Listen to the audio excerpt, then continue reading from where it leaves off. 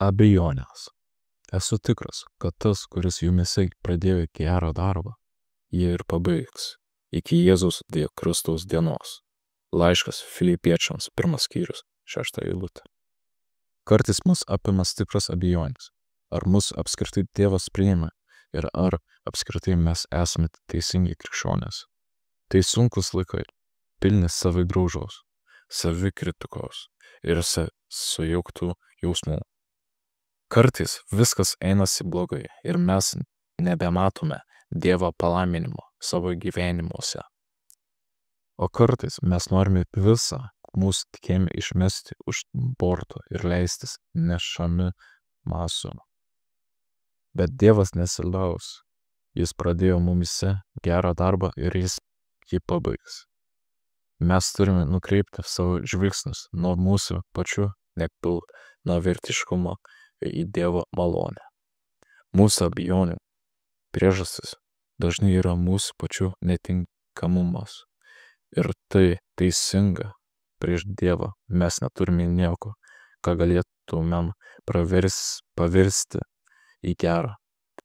Ir vis dėlto jis yra gailestingas Dievas.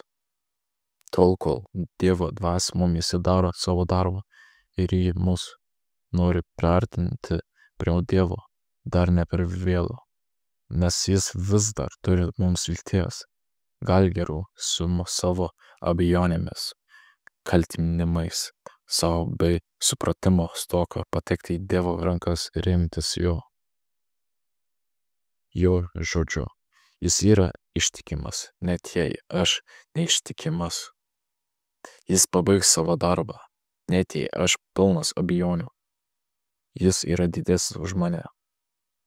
Jėzus pasakoja istoriją apie avį, kuri tapo savarankiška ir paliko bandą.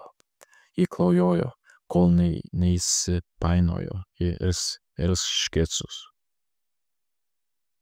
Ten ji buvo sugauta ir supančiota. Jokios vilties nebeliko, bet gerasis ganytojas visada stebėjo savo avelę. Jis žinojo, kur ji ir kaip jai sekasi. Taigi, jis pakilo ir ieškojo savo avelės.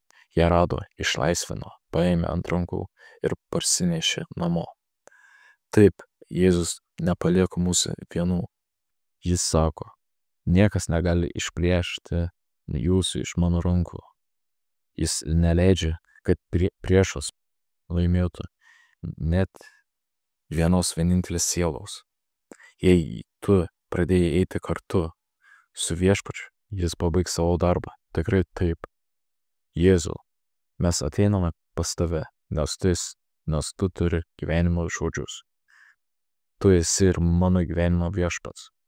Aš negaliu nieko pasigirti prieš tave, tik šaukiuosi tavo gailestingumo. Aš visiškai ir pilnai atsiduodu į tavo mylinčias stiprias rankas. Tu esi gerasis ganytojas. Amen.